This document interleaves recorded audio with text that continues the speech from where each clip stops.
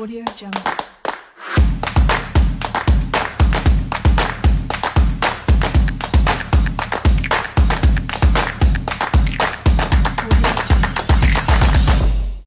Bonjour, aujourd'hui je vous parle de perfectionnisme. Pendant longtemps, j'ai considéré qu'être perfectionniste c'était une qualité. Parce que quelque part, être perfectionniste c'est vouloir que les choses soient bien faites, c'est aller au bout des choses.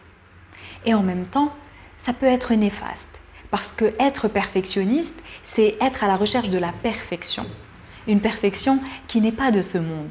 Donc quelque part, être perfectionniste, c'est être en mouvement vers quelque chose qui n'existe pas. Alors, qu'en est-il de ce perfectionnisme? Qu'en est-il de ce bien qui peut nous vouloir du mal ou de ce mal qui peut nous vouloir du bien? Faut-il faire l'éloge ou le procès du perfectionnisme? Je partage avec vous ici quelques idées tirées du livre de Tal Ben-Shahar qui s'appelle « L'apprentissage de l'imperfection » où Tal Ben-Shahar vient introduire la notion d'optimalisme. Une notion que je trouve très intéressante puisqu'elle aide à mon sens à garder l'essence du perfectionnisme et à le défaire de tout ce qu'il peut comporter comme néfaste. Tal Ben-Shahar fait la distinction entre être optimaliste et être perfectionniste. Pour Tal Ben-Shahar, le perfectionniste est tout blanc, tout noir. L'optimaliste est plus nuancé. L'optimaliste, c'est qu'il a des émotions, qu'il va vivre des échecs, il les intègre et il les accepte. Je vous ai pris 4 exemples pour pouvoir faire la distinction entre optimaliste et perfectionniste. Alors, première distinction que fait Tal Ben-Shahar entre optimaliste et perfectionniste, c'est dans le rapport à l'échec. Pour le perfectionniste, en fait, l'essence même du fonctionnement du perfectionniste, c'est la peur de l'échec. C'est sa force motrice. Ce qui motive le perfectionniste, c'est sa peur d'échouer. Personne n'aime manquer son coup, bien sûr, mais l'optimaliste, il a compris que c'est à travers les échecs qu'il peut apprendre et avancer encore plus vite. Donc l'optimaliste, il va chercher l'échec pour pouvoir le transformer en apprentissage et continuer à avancer. Deuxième distinction dans la manière d'accepter les émotions. Le perfectionniste, il refuse de vivre toute émotion négative, puisque ça va à l'encontre de son idéal. Pour le perfectionniste, quand il est face à une émotion négative, c'est tout son système qui est bouleversé. Le perfectionniste, quand il est confronté à des émotions négatives, il a du mal à faire la différence entre accepter la situation et se résigner face à la situation. Parce que quelque part, quand on accepte une situation, c'est de la pure observation. Les faits sont ce qu'ils sont. Donc, quand je vis une émotion négative et que je l'accepte, c'est simplement, je fais de la place à ce qui est là. Le perfectionniste, lui, il va avoir du mal parce que pour lui, accepter, c'est se résigner. Et donc, c'est juste cette nuance qu'il a du mal à intégrer. Troisième distinction dans le rapport à soi. Le perfectionniste va avoir tendance à se faire à lui-même des choses qu'il ne ferait jamais aux autres. Le perfectionniste est quelqu'un de très exigeant, mais cette exigence-là, elle est plus dirigée vers lui-même que vers les autres. C'est-à-dire qu'il aura tendance à être beaucoup plus tolérant envers les autres qu'il ne l'est envers lui-même. Pour illustrer un peu, j'ai cette phrase qui me vient, je ne sais plus qui disait cette phrase. Avant de pouvoir dire je t'aime, il faut savoir dire je. Le perfectionniste, il a du mal à dire je. Le perfectionniste est quelqu'un qui va être vraiment tourné vers l'autre, qui va chercher à satisfaire l'autre avant de se satisfaire lui-même. Quatrième distinction dans le rapport à l'autre. Le perfectionniste, il peut être très toxique en relation de couple. Parce que pour le perfectionniste, soit la relation est parfaite, soit elle ne l'est pas. Alors que l'optimaliste, il va ménager des espaces où il peut exister des nuances. C'est pas tout blanc ou tout noir, il peut exister des nuances de gris. Ce que le perfectionniste a beaucoup de mal à faire. Parce que dans son esprit, soit la relation est parfaite, soit elle est irrécupérable.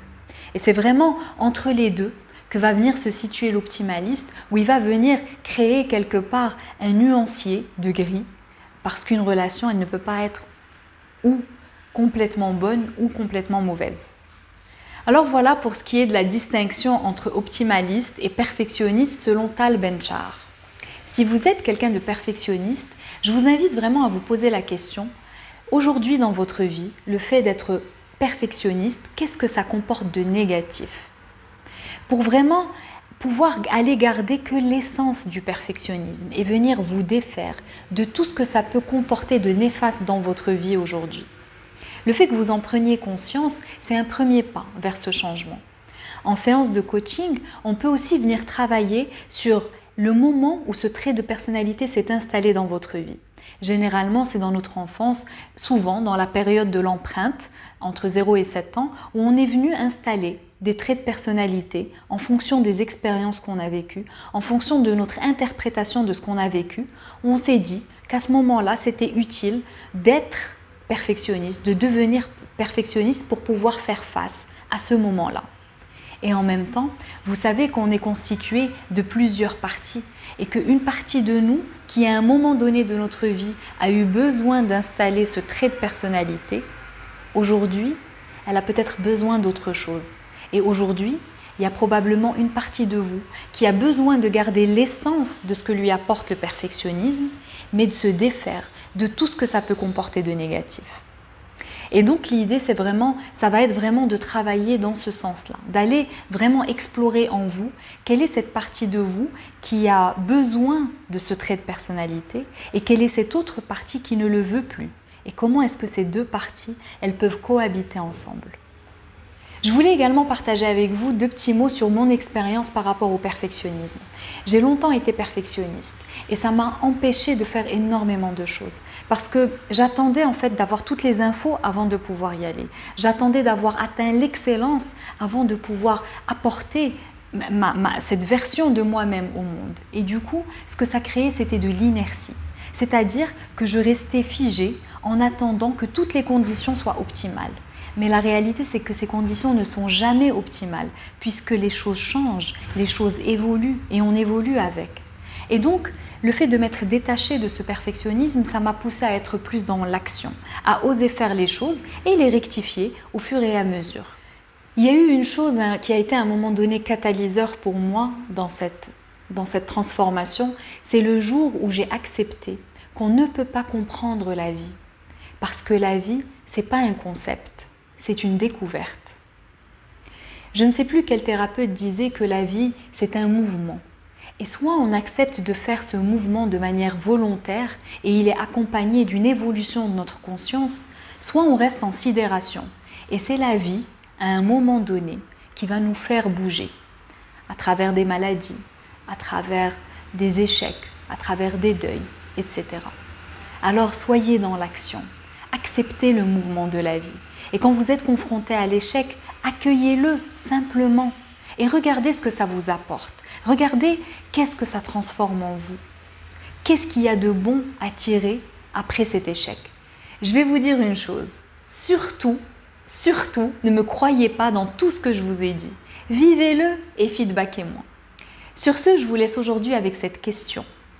Qu'avez-vous en vous que vous n'avez pas encore montré parce que vous attendez que ce soit parfait? Observez, ressentez ce qui se passe.